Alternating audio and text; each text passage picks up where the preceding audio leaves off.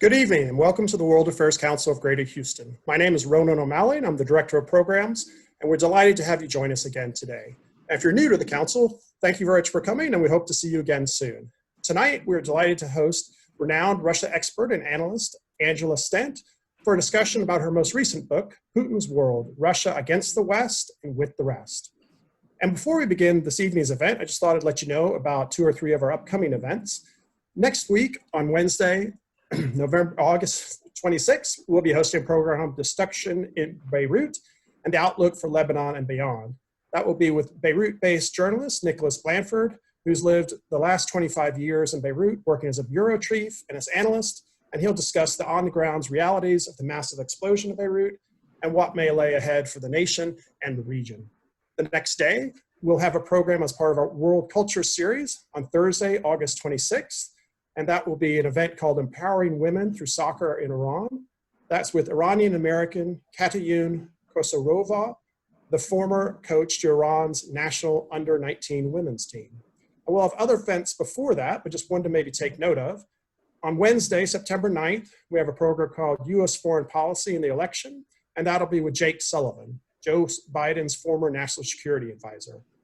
This evening, the Council is delighted to once again host Angela Stent, one of our most popular and returning speakers, so thank you so much for coming again. Angela Stent is the Director for the Center of Eurasian, Russian, and East European Studies and a Professor of Government and Foreign Service at Georgetown University. She is also a non-resident Senior Fellow at the Brookings Institution and co-chairs its Hewitt Forum on Post-Soviet Affairs. During the 2015 to 2016 academic year, she was a fellow at the Transatlantic Academy of the German Marshall Fund. And from 2004 to 2006, she served as a National Intelligence Officer for Russia and Eurasia at the National Intelligence Council. From 1999 to 2001, she served in the Office of Policy Planning at the U.S. Department of State.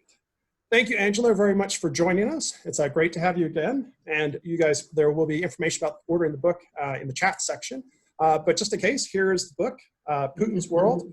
Excellent book by Angela. Once again, if any of you read any of your books, this is an incredible book. I think what's so impressive about it is you have taken on virtually every aspect and region and place in the world where Russians have a significant presence or influence, and cohesively, but also succinctly, put them all in one book, often going back to the times of the czars, and I'm bringing it up through the modern day, the Soviet era, and into today with Putin. Maybe could you talk about what were your kind of driving reasons for writing this book? I mean, is it some of it kind of what you mentioned in the book that really, from the West and American perspective, we look at the 1990s, great misunderstandings between both sides. Perhaps it was naive of us at best to think that a new liberal democratic order would easily take hold in Russia. Why do you think it's so important for the West to truly understand things from a Russian perspective, from their history and from their culture? Well, thank you, Ronan. I'm delighted to be speaking to the Houston World Affairs Council. I'm only sorry that it's not in person because I've enjoyed very much doing that in person, but this is the next best thing. So I really set out to answer 3 questions when I was thinking about writing this book, and it was obviously based on years of both teaching, thinking about this, and then working in the US government on these issues. And the first question was, why was the West so wrong? In the 1990s, after the Soviet Union collapsed, we thought that post-Soviet Russia would want to become more like the West, would want to join the West. And we thought that by offering, economic incentives, we could also affect political change in Russia. So that was really question number 1. The second question was, how has Putin's Russia, he's been in power for 20 years now, but how is Putin's Russia with a GDP the size of, per capita GDP the size of Italy, with crumbling infrastructure, with a declining population, and with excessive dependence on hydrocarbons for its national budget, how is it being able to reassert itself so effectively on the world stage, going back into areas from which the Soviet Union withdrew after the Soviet collapse? And how did we get to a situation, as you mentioned, where while relations with the West are pretty antagonistic, most of the rest of the world regards Russia as a large authoritarian country with which it can do business. And then the third question, which is the hardest one, and I'm sure we'll come to that, is what can we do about it? Is there any way that the United States and its allies could engage in a more productive relationship with Russia instead of this very bad situation in which we now find ourselves, where, in fact, U.S.-Russian relations are worse than they've ever been at any time, I would say, since Gorbachev came to power. So those were the three questions, and that is what really inspired me to write this book. And it's, I must say, an excellent book and an incredible overview, and it's so nice all in one place. You can have one chapter just on, you know, Russian and Soviet perspectives on China, or say on Ukraine or Central Asia, or of course, you know, with the United States and Europe.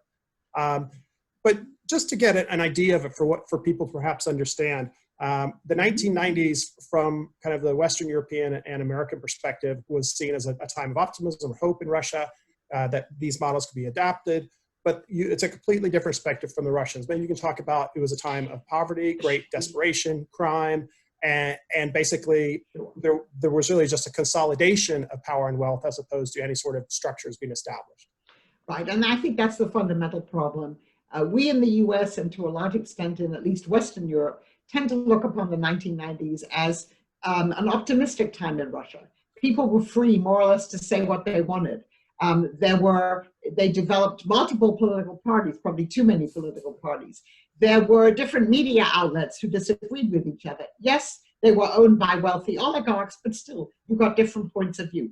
I remember in the early 90s sitting in someone's kitchen in Moscow, as I had also done in the Soviet times, and these people saying, the most important thing for us is we can say what we want and we don't have to worry about our neighbors listening to us and then reporting on us. So the sense that somehow this burden had been lifted. But unfortunately, the 1990s was a time of economic decline. Oil prices were very low. Yeltsin wasn't lucky with that. You had this, I mean, when the Soviet Union collapsed, there was really a concern that the whole economy would collapse. Prices were free. In the end, it didn't work like that, but still people were impoverished. And because of, you know, not very good policies to some extent, people lost all their savings. You eventually had a financial crash in 1998, which was really catastrophic for a lot of people. And what did Russians see? They saw a small number of people become incredibly wealthy. You had something called the Loans for Shares program, where essentially in return for supporting Yeltsin in the 1996 election, a small number of people got fabulously wealthy. Mikhail Khodorkovsky, who of course was the head of the Yukos oil company, he got all of that oil for a song. He paid practically nothing for it. And this happened with other commodities as well. And so people saw these kind of imbalances in wealth. And it was a very unpredictable time. Now, having said that, Vladimir Putin and the people around him have really hyped up this narrative.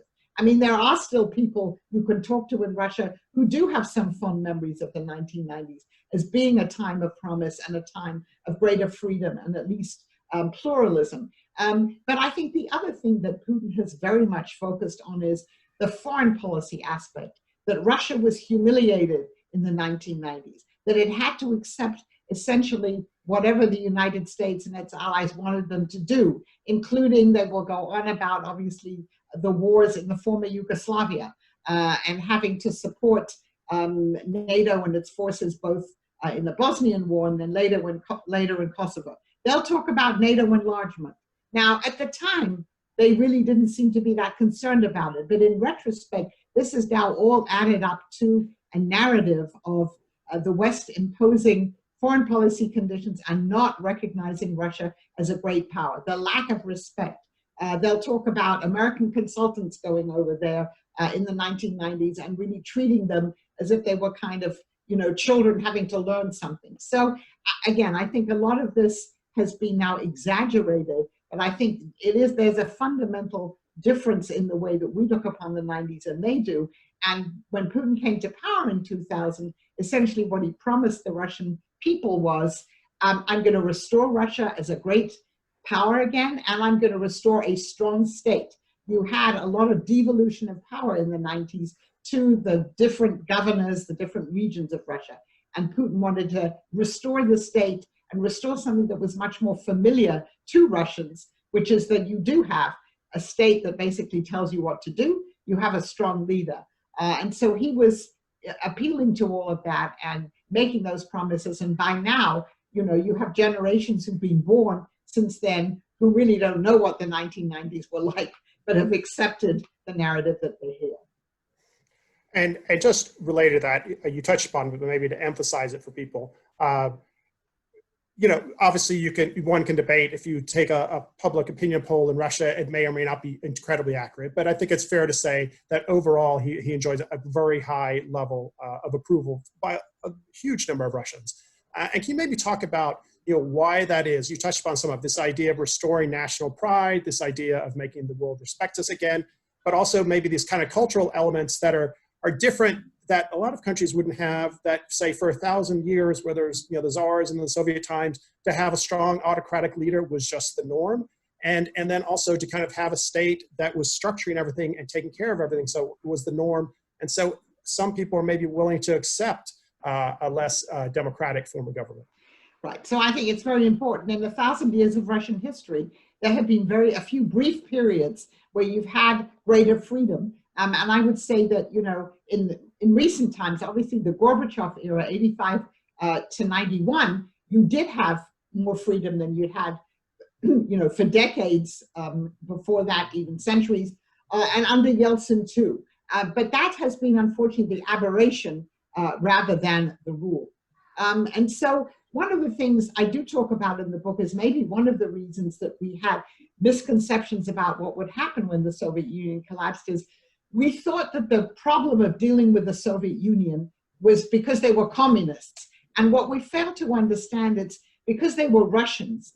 And I don't mean that in any kind of pejorative racial way, but what I mean is that Russians have a very unique sense of their own history, of their own culture and their civilization as being distinct from the West, even being antagonistic to the West, being different. And so what Putin has really played up also is the Russian idea, Russia as a unique civilization, superior to that of the West, an organic society, if you like. He's gone back really to the 19th century triad of, well, they don't have the czars anymore, but they have, you know, the leader in the Kremlin, the Orthodox religion, and then the people, all of this resurrected. So you have traditions, centuries of traditions of autocratic rule, of centralized rule over this vast multi-national country, but that goes back a very long way.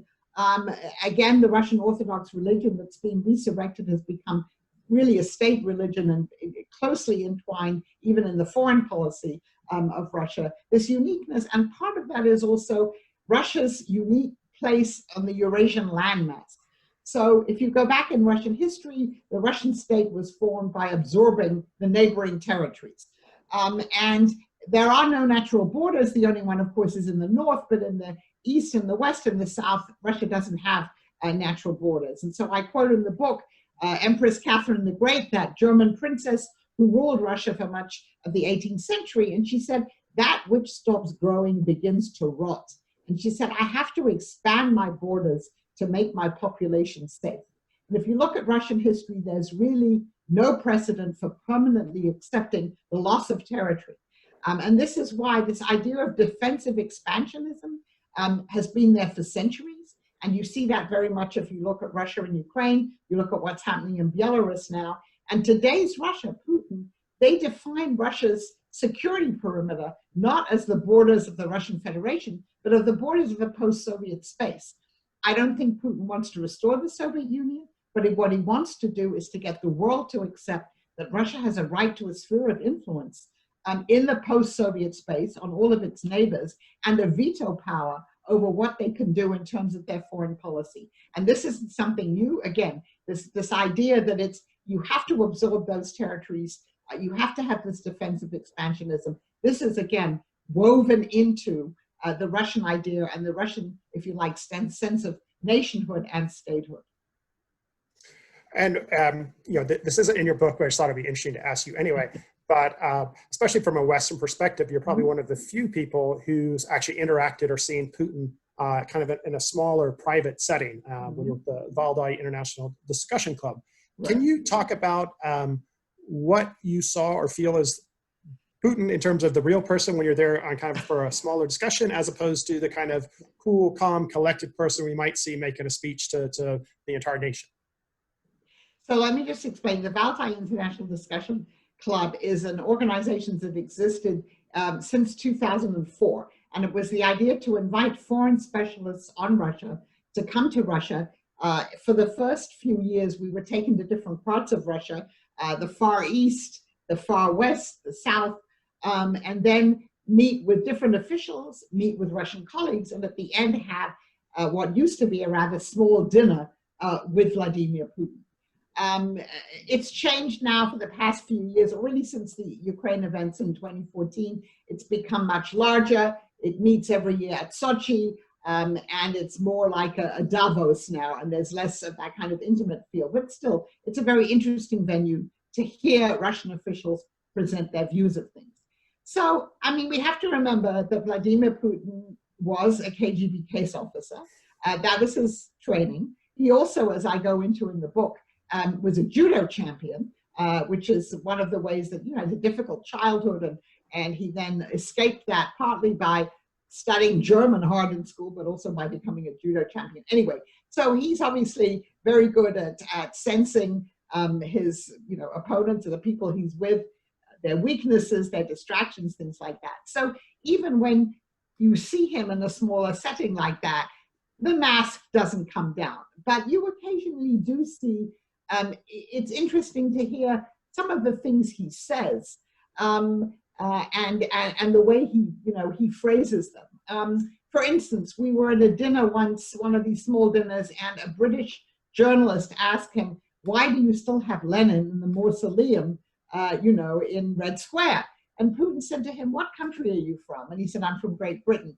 And Putin didn't miss a beat. He said, "Why do you still have statues of Oliver Cromwell, you know, in Parliament Square?" And he said, Oliver Cromwell and Lenin, they were, you know, they made a revolution, there was regicide, et cetera, et cetera. And that was one analogy. Then another time we were talking about missile defense. And he raised the issue, well, this is something where we should share the technology. And he said, just like the United States and the Soviet Union did during World War II. And so a number of us sat there and thought, is he talking about what we think he's talking about? And of course, he then mentioned, you know, the Rosenbergs, and he didn't call it espionage, he called it sharing. And I would say that the third thing I would mention is at some point, we were talking about what happened in Libya to Gaddafi. And I think one could see from his response to this, that this really did make an impression on him. And again, I think from the Russian point of view, it's this idea of, you know, having agreed with the United Nations resolution that allowed there to be a no-fly zone over Libya. And then we know what happened to Gaddafi and the way he ended. And that's really a kind of a counterexample of the worst aspects of, if you like, destabilization, legitimate rulers being overthrown by the mob, etc. So you get some small insights. And I would say the other thing is, in recent years, when he's been on a broader stage, he has never criticized President Trump. He criticizes the United States, of course, but he says that the American people haven't given President Trump the room to do what he really wants to do. So it's very interesting that he has never, and I think you can look at all of his speeches, he's never once criticized him. All right, and perhaps before we get into the different, we won't have time to cover every part, and I'd highly recommend getting the book for that, but we'll get into a few of the different regions of the world and Russia's role. But maybe just to follow up on something you mentioned, a lot of people obviously have heard about, you know, Putin obviously getting a start in KGB. He was a case officer, which is another way of saying an intelligence officer, or what I call a spy in Dresden in Eastern Europe, Eastern Germany for about 5 years. But for anyone who might, even if you talk to a few American case officers, they would probably say, or counterintelligence officials, they might say, this is probably not the best mindset to go into foreign policy. I think it maybe perhaps breeds a sense of, not to say paranoia, but distrust of almost anyone. I've always been looking maybe at what could go wrong or what's the worst thing. But I think maybe one thing that you note in your book that I think is very interesting is a lot of people don't realize he was also there during the fall, and he was at the Stasi headquarters in Dresden. And it wasn't just that he was there for the fall and feeling completely abandoned by Moscow, but he was there when the rioters and protesters got so large and so out of control that he himself felt threatened. Can you talk about how maybe that shaped him as a person? Oh, sure. So I think those formative years, he was a young man, he was in his 30s. He spent 5 years in East Germany, and he thought this was going to be the launch, of a major career in the KGB. He was a case officer. If you read the set of autobiographical essays that was published when he became president, he said, oh, well, what he mainly did was work with documents and people, which is, a vague way of saying things. And then, so first of all, he missed the whole period, the Gorbachev perestroika liberalization period in Russia. So he was in East Germany, which was one of the most conformist, repressive states in Eastern Europe at that time, while everything was blossoming in Russia, things were opening up. He missed that. And then what he didn't miss was when the Berlin Wall came down, the East Germans came. He was in Dresden, which was a provincial city, where, in fact, the population couldn't watch West German television, which they could in most of East Germany. Anyway, the population knew that the wall was coming down, and they came to the headquarters where the KGB was co-located with the East German secret police, the Stasi, and they demanded to see their files. This happened all over East Germany. And so Putin describes in these essays about inside the building, and they were burning documents, but they were burning them so fast that the furnace blew up. But he did feel, and he describes it, personally threatened by that. His physical safety was threatened. So that's one thing. This is the mob, right? This is what happens when you let people take things into their own hands. Then they kept trying to get instructions from Moscow, but by this point, no one in Moscow really had anything to, wouldn't tell them what to do, just as they didn't tell them what to do when the wall came down. There were no instructions about what you do if people want to peacefully walk through the wall. So I think that was a very important experience for him. And then the fact that he then had to leave East Germany in a rather humiliating fashion, drive back to Moscow with the East German refrigerator on the roof of his car, and then essentially, do various jobs until the mayor of St. Petersburg, Anatoly Sobchak, employed him as a deputy mayor. And I would say the other important formative experience there was, so he comes back to Russia, the Soviet Union, then the Soviet Union collapses, and he works for the mayor of Moscow. He's quite loyal to him. And then in 1996, there's an election for the mayor. It's a dirty election, and the mayor loses. And I think a conclusion that he must have drawn from that is it's really not very good to have elections if you can't predict the outcome. And so I think all of those experiences, and also his real concern about what happens if you let people take power into their own hands, these have obviously endured it and have very much influenced the way he runs Russia now. And just maybe starting then with Germany, as we're discussing it now, obviously for a very long time, a very complicated history between the Germans and the Russians, but also a very crucial relationship. The degree of trade with Germany is multiples higher than, say, what it is between the United States and Russia. But perhaps, I think, as you mentioned in the book, maybe one of the Western leaders who best understood Putin, even from the beginning, is Chancellor Merkel. Can you talk about that? The fact that she herself grew up in East Germany. She was, still is, obviously fluent in Russian, and perhaps she maybe has the best assessment and overall kind of grasp of the realities of what he is and what he represents. Yes, I really think that she's probably the Western leader who understands him best. They speak each other's languages. She won various Russian language competitions when she was in high school in East Germany. She lived in East Germany. She knows what it's like to live in a police state. And he, of course, lived in Dresden and speaks very good German.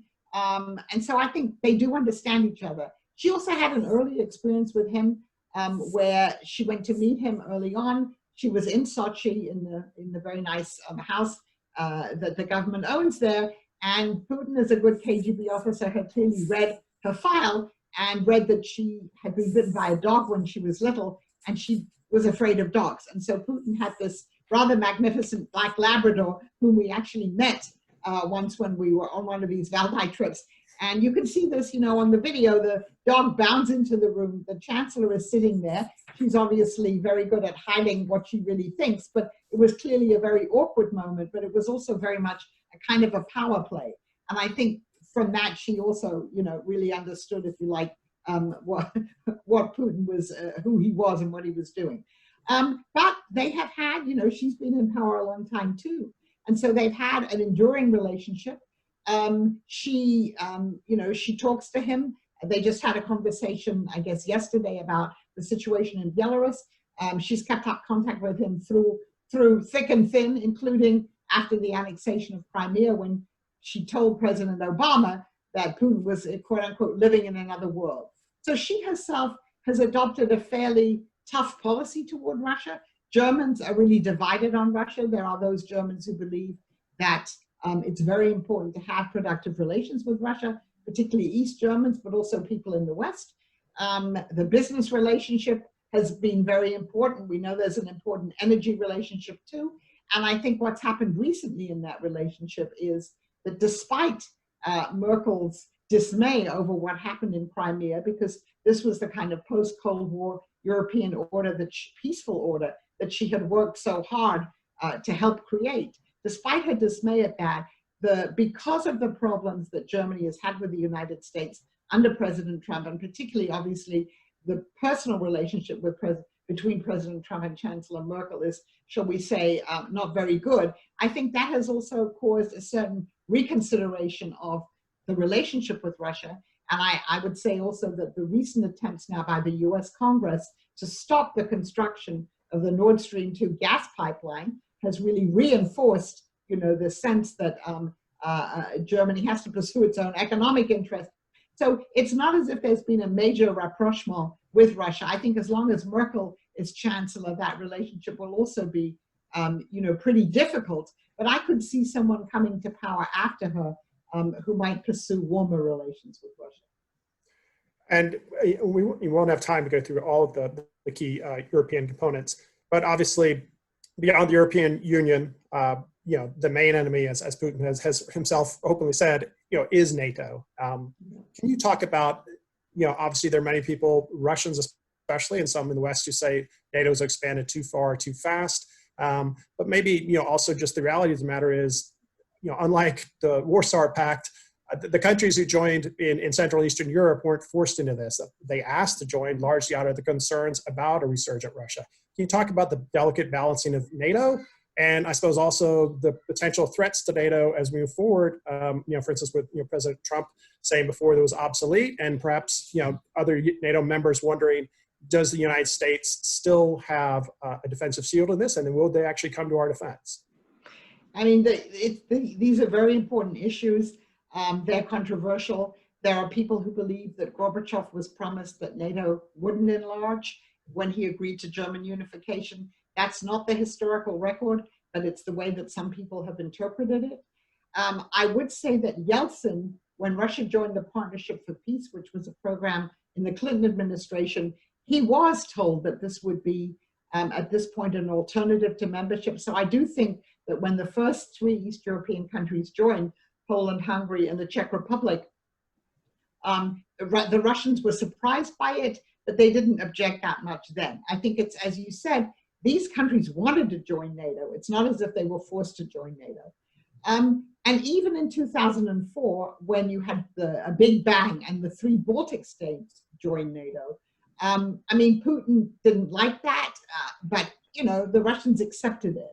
I think what's become more difficult since then is the idea that a post-Soviet state, as opposed to the Baltic states, which really, were part of the Soviet Union for a shorter time and come into a different category. But any other country like Georgia, like Ukraine, if they wanted to join NATO, I think that we've seen that's partly why Russia did what it did in Crimea and starting this war in eastern Ukraine, because the Russians feared after the President Yanukovych fled Ukraine in 2014 and was replaced by not such a pro-Russian government, they feared that in fact, you get quote unquote NATO ships in Sevastopol, where you have the Russian Black Sea Fleet in Crimea. So I think we're at the point now where we have admitted a few more members in the Balkans, but I think in fact the issue of future NATO enlargement is at the moment on ice. I think that no one in the West is willing to say NATO is never going to enlarge again. just because Russia objects to it. But I think the reality is that it's not going to happen really in the foreseeable future. Now, there are some people who think that if you sat down with the Russians and you said, okay, let's agree, Ukraine, will never join NATO, it'll remain neutral, and please, Russia, get your troops out of southeastern Ukraine. I'm not so sure that that would work. There are obviously some people who are advocating that. And then the problem is NATO itself. As you said, President Trump, obviously has a very critical view of NATO, threatened to withdraw the United States from NATO, hasn't done so because he's gotten enough NATO members to spend more on defense. Germany is not one of those countries, and we hear him complaining about that a lot. I think the Russians can only look on this, and this is something that the Soviet Union, first of all, was demanding, the end of NATO, US withdrawal from Europe, and Russia under Putin has also said the same thing. So when they look at all the troubles that NATO has and the difficulties in the US-European relationship, they can only, be pleased by it. Now with the withdrawal, now we have the announcement of the withdrawal of, a significant number of troops from Germany, US troops from Germany. Some of these troops are going to be deployed nearer the Russian border, i.e. to Poland, but some of them are going to come back to the United States. And so again, the Russians have welcomed the withdrawal of US troops from Europe. Of course, they say all troops should withdraw, but they've also complained about some of these troops being redeployed near them. And in the last few days, of course, the Russians have backed up President Lukashenko of Belarus by saying, NATO is planning its maneuvers and near Belarus, and it's threatening Belarus. So NATO is the main enemy still from Putin's point of view. And again, this is something which is so woven into all official Russian narratives, even though there is a NATO-Russia Council. Russia belongs to that. It hasn't been meeting because of all the problems since Ukraine. It does exist, but still NATO is portrayed as this enemy. And sorry, actually, my internet dropped out for a moment, so you might have touched upon it. Yeah. But relating to Ukraine, obviously, I think most people now would agree, say Ukraine, Georgia, and whatnot, almost a very long time, if not probably almost impossible that they would actually join NATO. But, perhaps I think a lot of people say, well, what, Putin was so brilliant in NATO, what he did with Little Green Men and Crimea and Donetsk and Luhansk, and, Donbass is just in chaos, eastern Ukraine. And that plays into his role of an unstable Ukraine is not a threat or less of a threat to him. But is there also the opposite? Is that also true that, there are perhaps large numbers of people in Ukraine that are now more unified because of what they've gone through? And also a lot of them might say, well, maybe we just let those parts of Ukraine go, let them go back to Russia. They're a big drain on our resources. If they're going to be creating issues for a long time, let it happen. There are industrial areas that are in kind of very poor shape, kind of out of sync with the economy. What would you say is kind of the reality of Putin may have surprised the world with what he's done, but is it perhaps in maybe 5, 8, 10 years something that might come back to haunt him? So I think definitely what Russia's done in Ukraine, particularly starting a war, annexing Crimea, has helped consolidate a more unified Ukrainian national identity. I mean, historically, Ukraine, has been divided between East and West. Putin famously told George W. Bush in 2008, Ukraine isn't a country. Half of it used to belong to the Austro-Hungarian Empire, and the rest of it belonged to us. And so some of those divisions still exist, but they've really diminished. I think all of these Russian actions have served to unite Ukrainians in a way that they really weren't united before. It's also true, and I would agree with you, that some Ukrainians are now looking on the Donbass, this region now where you have the Little Green Men, the separatist regions where you have Russian troops and Ukrainian troops that are on the Russian side. This is, a depressed industrial area. It's a Rust Belt area. It'll cost an enormous amount of money if anyone ever wants to reconstruct it. And there's some Ukrainians who say, maybe we'd be better off without this. But we're not there yet. President Zelensky, when he was elected a few years ago, he promised, to solve the issue and to keep Ukraine whole. He's now much less popular. His government isn't doing that well. And so, it's it's not clear what's going to happen going forward in the next election. But I do think that even though Russia has succeeded in its basic aim of ensuring that you have a weak government in Kiev that can't control the whole country, there have also been these other byproducts of it, and particularly the consolidation of national identity, which I think maybe the Russians didn't fully understand when they embarked on this. And now just to turn to the Middle East, it could be an entire course for you to teach for an entire semester, but maybe quickly, obviously, I think a lot of people talk about the relations with Iran and with Syria, obviously, but have increased relations with the Egyptians and really deepening relations across much of the region. But maybe two of the more surprisingly kind of relations that have proved dramatically over the years are with, longtime U.S. ally Saudi Arabia. And then in particular, maybe surprising to some, is with Israel. Obviously, the czars and the Soviet Union have an incredibly horrific, kind of violent, repressive history with the Jews, in Russia. So can you talk about how those two relationships have turned around so dramatically and why? Sure, and I think, it's very important to know that this is one of Putin's great successes as Russia's return to the Middle East, where it talks to all parties on all sides of all disputes. Unlike the Soviet Union, which had ideological favorites. So the relationship with Saudi Arabia, I would say, is largely based on oil, and the fact that you have the Vienna, the OPEC Plus agreement. That's a very important part of it, the agreement to try and keep, production down and prices higher. Now, we know that in March, of course, Russia and Saudi Arabia really embarked on Russia did, ill-advised oil war at a time when, of course, oil prices were tumbling because of the COVID pandemic. And the Russians, were annoyed at the Saudis. As we know, they patched that up partly because of President Trump's own intervention. But I think the important thing is the relationship, while the oil might be the fundament of it, goes way beyond that. I mean, first of all, Saudi Arabia also sees Russia, because of its relationship with Iran, as a country that could maybe temper Iranian ambitions. I think that may exaggerate Russia's clout, but I think the Saudis certainly see this. And then you have a broader-based relationship. You have the king visited there as well as the crown prince.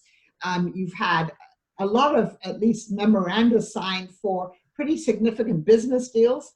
We'll see how many of them come to fruition, but some of them are. The Saudis are buying Russian arms. Russia, of course, is a major arms seller. So I would say it's a relationship that has developed into a much more multifaceted one. And I think despite the disagreements, obviously, that they have had over oil production, so far the Vienna Alliance is still around. Now with Israel, that's another surprising thing, which I think not enough people pay attention to. And this does have something to do with Putin himself. I mean, of all the Russian and Soviet leaders and czars, he's probably the one who has been most sympathetic, let's say, toward Jews. And also, as he told us at one of these Valentine discussion club meetings, he regards the 1.3 citizens of Israel, a million citizens of Israel who came from the former Soviet Union, he regards them still as compatriots. And so that's a very important factor there. The business ties, the familial ties between those Israeli citizens and people in Russia still exist. And from Israel's point of view, clearly, Russia has helped, particularly in the Syrian war. Putin has helped Netanyahu to some extent either carry out actions in Syria where Russia's backed Israel, or trying to deter Hezbollah from doing some of the things it does. So that, Netanyahu visits Israel a lot. There's a commercial aspect to this relationship that's important. There's a high-tech aspect to it. So this is a major U.S. ally. Interestingly enough, the Russians have welcomed the last week's normalization of relations between the UAE and Israel. And to some extent, they even welcomed the Kushner plan, I guess it was called, which would have involved the annexation of territories. Of course, that hasn't happened, because from the Russian point of view, that's a great precedent if you're talking about the annexation of Crimea. So I think, again, the Israelis also think that Russia can use its influence to moderate what Iran does. I think, again, like the Saudis, the Israelis probably overestimate Russia's influence there. And I would just say that, when the Syrian civil war is over, it's not clear that Iran and Russia will have the same goals in a post-war Syria. And so I think it'll be very interesting to watch that space and how that affects the Russian-Saudi and the Russian-Israeli relationship. And lastly, just for kind of different regions and nations, China is obviously fascinating. The Chinese-Russian relations for most of the Soviet Union were often complicated and difficult. Sometimes when they're at their lowest, it kind of gave the U.S. and Nixon an avenue to try and approach China. But obviously, for most of the Soviet Union, the perspective was always from Russia that we're the big brother and there's the little brother. Perhaps we help them or we acknowledge them as our communist brethren. But you can talk about how dramatically the roles have incredibly shifted. And obviously, by far, especially in terms of economics, Russia needs China far more than vice versa. But maybe some of the things that are surprising is that you mentioned in the book, I think it was maybe 2 or 3 years ago, China did say that if Russia was attacked by the West, that China would come to their defense. Could you talk about that unique relationship and how it's incredibly changed? Sure. So, 50 years ago, Soviet and Chinese soldiers were shooting at each other over the border. And as you say, in the whole Soviet period, the relationship was really bad. And since 2014, particularly, it's really blossomed. China enabled Russia to avoid the isolation that the West sought to impose on Russia after the annexation of Crimea and the war in Ukraine. They signed the $400 billion Power Siberia pipeline deal, a gas pipeline deal with Russia just after the Ukrainian events, because finally the Russians had to give in to the Chinese and apparently go for a lower price. And since then, you've had really a blossoming of the relationship. They aren't natural allies, but they do have, I would say, a strong strategic partnership. In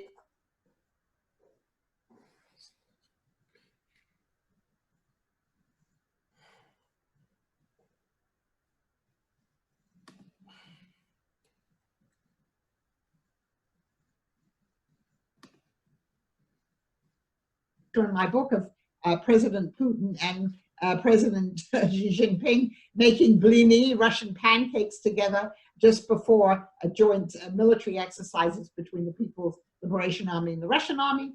And right now, just last week, a senior Chinese official said that they really want to improve and increase their military relationship with Russia.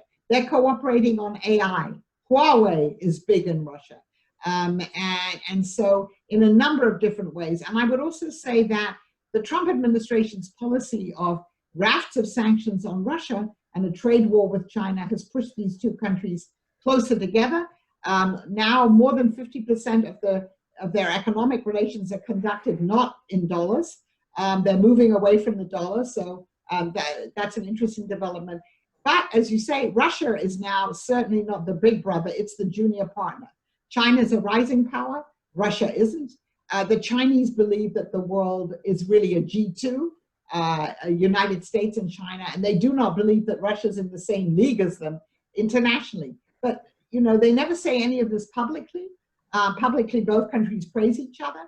And I think the idea in the United States that you can maybe, quote unquote, peel Russia away from China to work against China, I think that neglects the extent to which Chinese support for Putin and for the Russian domestic system, it's really an existential question for the people who are in the Kremlin. These are two authoritarian leaders who support each other, never criticize each other for what they do, and really want to create a world that's safe for authoritarians and for their own sovereignty. And just lastly, to follow up on what you're saying, you mentioned the Russian idea of kind of that they would prefer to kind of get rid of the existing world order and somehow create a tripolar world with Russia, China, and the United States. But you were saying the Chinese, I suppose, are more kind of realistic about that and say we will work within the existing structure. It's two major powers, and we'll do what we can, what's best for us politically and economically. Yes, I mean, the Russian idea of a new world order is really going back to a mixture of the 19th century concert of powers. You had five great powers who kind of ruled the world as it was then. And then Yalta, which is you divide the world into spheres of influence, but this time there's a Chinese sphere of influence too. So it's a retrograde view of world order. The Chinese is much more in the 21st century. It's taking those aspects of world order that work well for China. It's having a G2, if you like, and obviously it's expanding China's geopolitical reach and making it more of a competitor. All right, I'm just going to turn to the audience questions now. Just something that's obviously in the news the last few weeks. Richard asks, Russia's controversial certification of the COVID vaccine, does it fit into your assessment of the Russian mind or the goals of Russia as a leading world power? Yes, so obviously one of the things that's very important for Putin is not only Russia's return as a great power, but really as leading in scientific fields. And of course, in the Soviet times, the Soviet Union actually did vaccines quite well. And so, it's a prestige and a legitimacy question. Russia wanted to be the first to develop a COVID vaccine. And we know from what we've read in the papers here that they were also trying to hack into the different Western groups that were developing the COVID vaccine. So they had, and it's very interesting that they've named it Sputnik 5.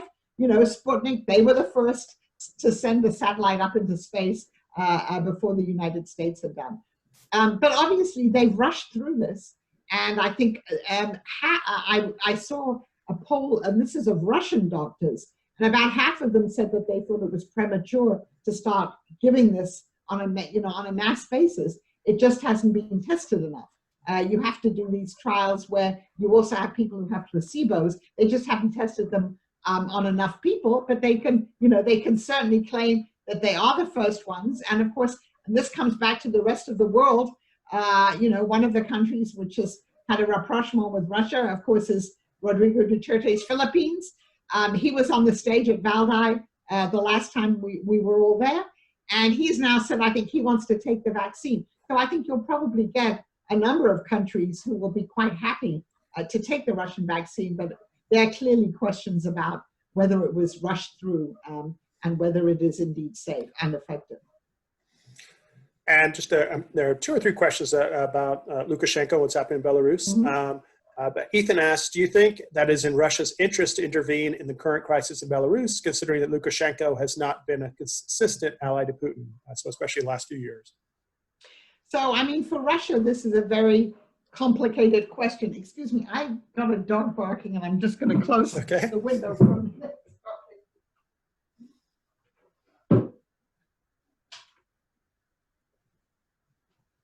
The perils of Zoom.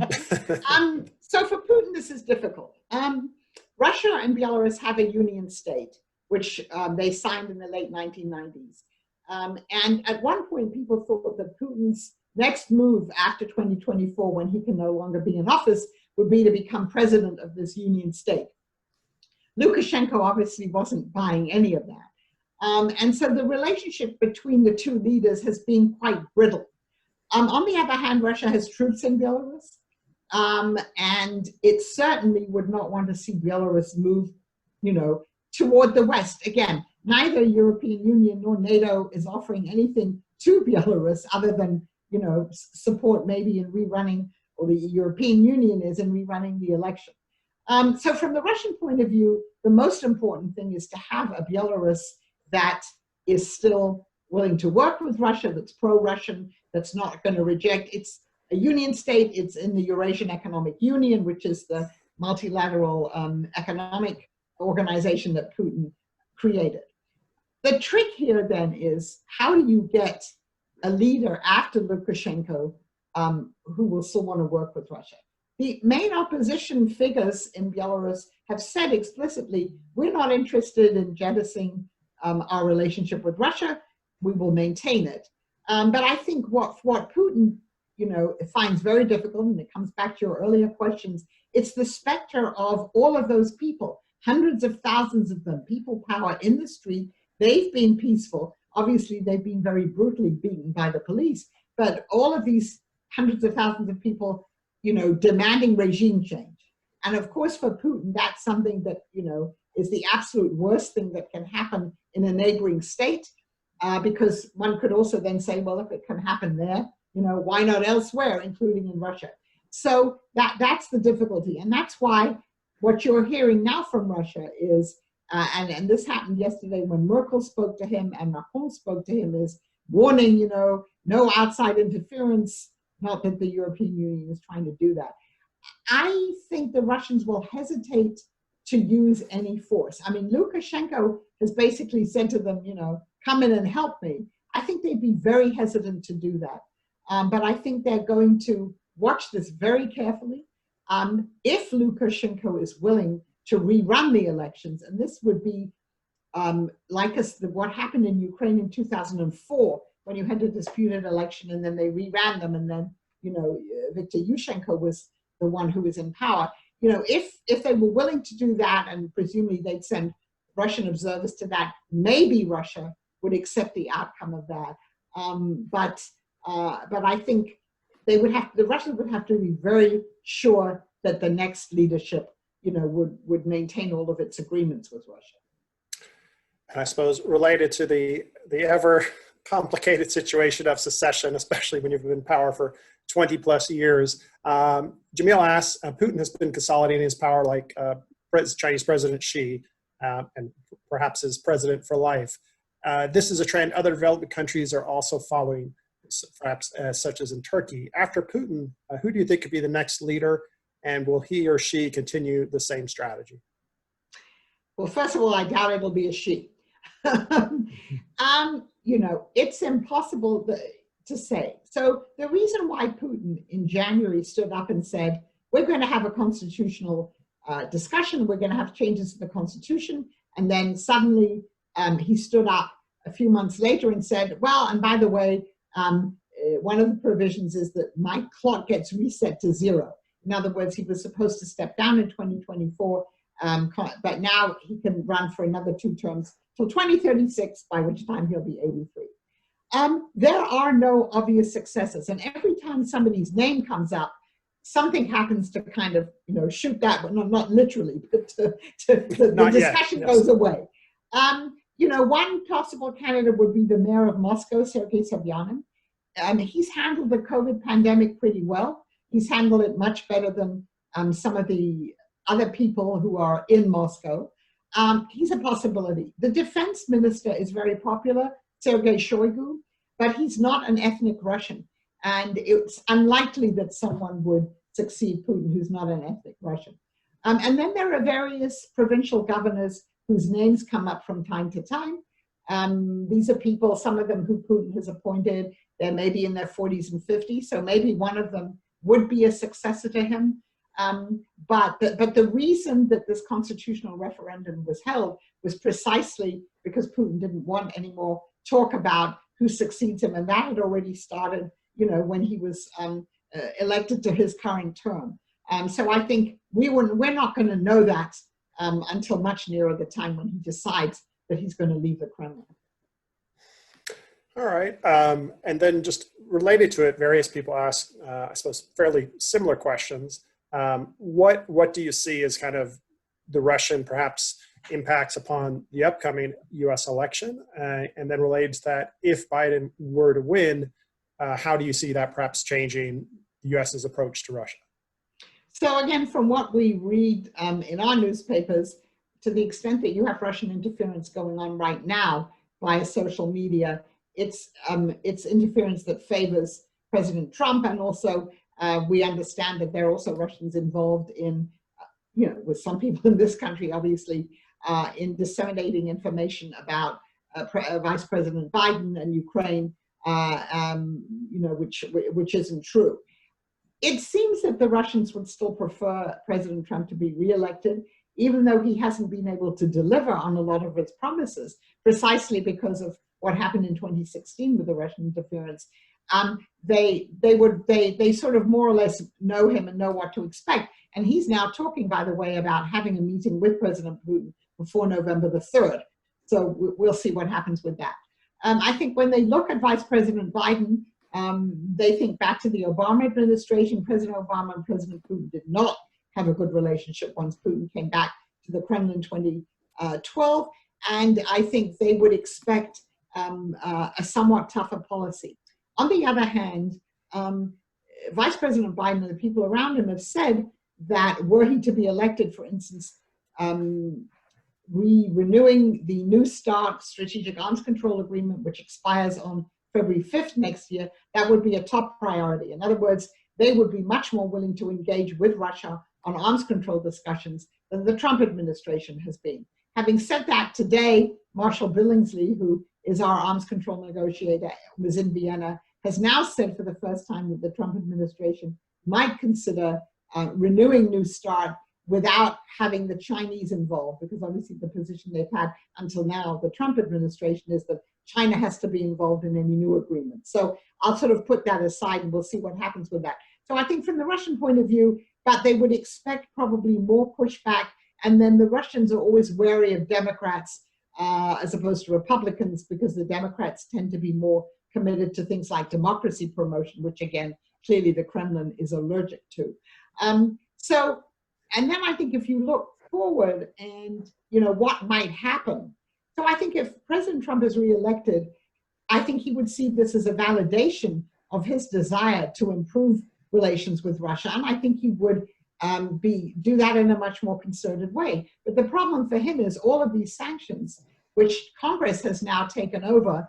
Under Obama, a lot of the sanctions against Russia were done by executive order, but they're now congressionally mandated, they're passed. And as you know, it's very hard with this kind of legislation to remove it. Plus, a lot of the sanctions legislation doesn't really have any flexibility. It doesn't say if Russia does this, then we'll remove them. They're much more punitive. So that would really hamstring. I mean, Trump would love to have, he and Putin agreed, they agreed this when they met in Helsinki, right? They agreed we're going to have a US-Russian high-level business commission. It's never happened, partly because of the sanctions and also because the Russians have imprisoned a number of people, including Michael Calvi, who is a leading American business person, very much a promoter of trade with Russia. So I'm just saying that there are limits to what President Trump could do, given everything else that's happened. So I think under a President Biden, you would certainly get, as I say, an emphasis on arms control.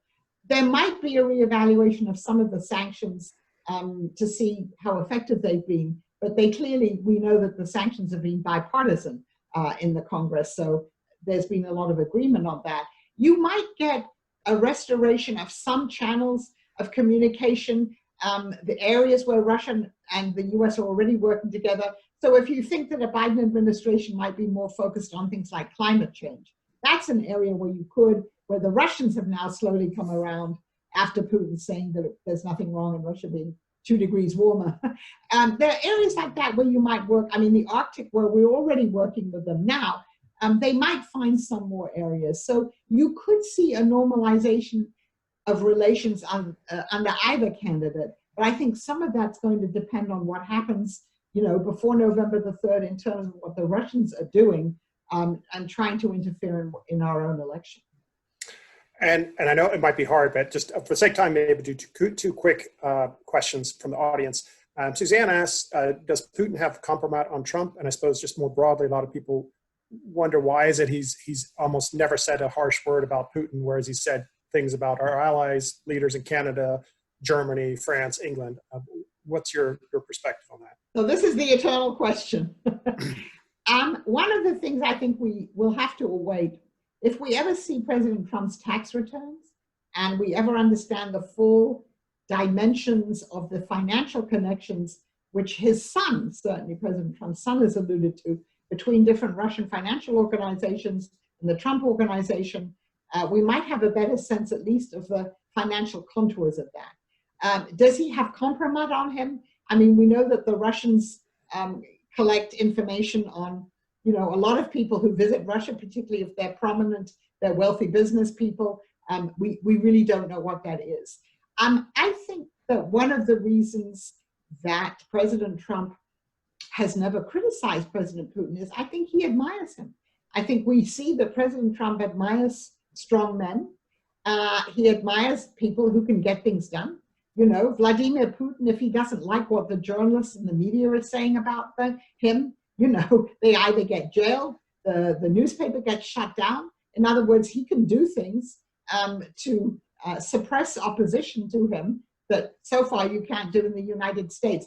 So I think some people think there's a much more sinister aspect of this. There could be. A lot of it is speculation. But I think a lot of this is also an apparent admiration, and it's not only Putin, there are other leaders as well, world leaders, who seem to be admired by President Trump precisely because they have all of these powers. And lastly, Arthur asks, which U.S. administration's policies do you think were tougher on Putin and Russia, Obama or Trump? And maybe just related to that, in conclusion, what are the realistic options for the U.S. and the West with regards to maybe you think are the best ways to approach Russia? Okay, so I mean, in the Obama administration, you have to divide it between the first and the second. So in the first, you did have a reset. Remember, Dmitry Medvedev was president of Russia, and for a brief period, it actually looked as if the US and Russia could agree on a number of things, including tougher sanctions on Iran, cooperation in Afghanistan. There were a number of areas where that relationship worked. It broke down when Putin came back to the Kremlin. One of the reasons apparently he decided definitely to come back was, again, coming back to Libya. He was horrified about Medvedev's agreement to that UN resolution that enabled Gaddafi to be, thrown from power and then eventually met his demise. So I would say in the second Obama administration, which coincided then with Putin coming back to power in 2012, I mean, after we can talk about Edward Snowden because President Trump is now talking about pardoning him, but after Snowden landed in Russia, and Putin gave him political asylum. Remember, President Obama called off a summit, and Russia was, and then after what Russia did in Ukraine, Russia was thrown out of the G8. So there were a number of measures that were taken. Sanctions. There were plenty of sanctions taken by the United States against Russia because of what it did in Ukraine. Now, what didn't happen was an actual, sending troops to confront Russia in Ukraine. But of course, no Western government would do that just because, from the Russian point of view, Ukraine is defined as an existential question. And as President Obama said in a famous interview in the Atlantic Monthly, it's not an existential question for the United States. I mean, the states were different. So I would say that, you had fairly tough policies, both in terms of sanctions and trying to isolate Russia under the Obama administration. Now, under President Trump, of course, you've had many more sanctions. You also had the closing down of the Russian consulates in San Francisco, in Seattle, of the Russian recreational facilities outside Washington and outside New York. So in terms of actual those kinds of actions, there'd be more punitive actions against Russia under Trump, and that's partly because of what Russia was doing. So I would say, at least since 2012, we have had fairly tough policies towards Russia, but we probably haven't done enough in terms of countering some of the cyber things that Russia has done, or if we've done more, that's not something that we know about. And then lastly, just in conclusion, what do you think? What can we do, right? Yeah, what are the, I suppose, most realistic approaches we should take? Sure. So I think one thing is we shouldn't talk about resets anymore. My previous book was about the 4 different resets that 4 different US presidents have tried since the collapse of the Soviet Union, and they hadn't worked out just because our idea of what a productive relationship is very different from what the Russian idea is, at least as long as Putin and people who think like him are in the Kremlin.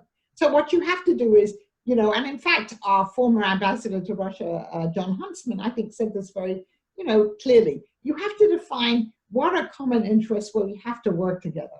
And we can do that on issues like arms control. There are some issues where we have to work together and we can even, and then you have to realize that there are issues where we're not going to work together, where we see very differently. I think the most intractable of those is the post-Soviet space, is, what's the correct role for Russia there? What should be the role of the United States? These are things, and the Europeans, but from the US point of view, that are very difficult to come to any agreement. Every time we've tried to have conversations with Russia on the post-Soviet space, we haven't gotten anywhere. And maybe, I think we do at some point have to have a conversation with Russia about cyber issues. Now, the Russians have been saying they want to have a cyber agreement with the US, and we have said in the US has said, we're not interested, we can't do this. At some point, probably one has to think if there's some way of deciding what some of the rules of the road are. But I think you have to be very realistic. This will always be a relationship where competition and cooperation coexist, and where the cooperation is really the more difficult part of it. You're never going to, there isn't some golden key which if we could unlock it, everything would be fine. There was a letter that came out in Politico a couple of weeks ago, signed by a number of very distinguished people who were arguing for, let's reconsider the relationship with Russia, and going through the things that they thought that the US had done wrong, and that if we somehow rectified that, then the relationship with Russia might get better, possibly. But I do think that one of the difficulty of dealing with Putin's Russia really does have to do with a leadership that has a very different idea of what drives the world, of what Russia's rightful role is, and believes that the way Russia views the world is as legitimate as that of the West, and wants the West to acknowledge that. And as long as we don't see eye to eye on that, there are limits to this. But I think we're at a dangerous impasse now because we have so few contacts, because a lot of the channels of communication were broken off after Ukraine. We have to restore some of those. There are military to military contacts still. We do deconflict air operations in Syria, but beyond that, we have to restore some of those. And then we have to be realistic about what we can and cannot accomplish, and we have to be willing to push back. We're not doing enough now to ensure that our election systems, our machines, are not vulnerable. We haven't done that, and that would be one way of getting the Russians to understand that we're serious about pushing back about some of this interference. Well, again, I wanted to highly recommend Angela's book, Putins World. If this was just a tease, what we discussed today. If you want to learn an awful lot more, it's an incredibly informative and enlightening book about basically Putin and the entire world. So I highly recommend it. And I want to thank you all again for joining us. And I want to thank you so much, Angela Stent, for joining the council again. And once we hopefully get back to in-person events, we'd be delighted to have you back in Houston again. Thank you very much. Great. I look forward to it too. Thank you. Thank you.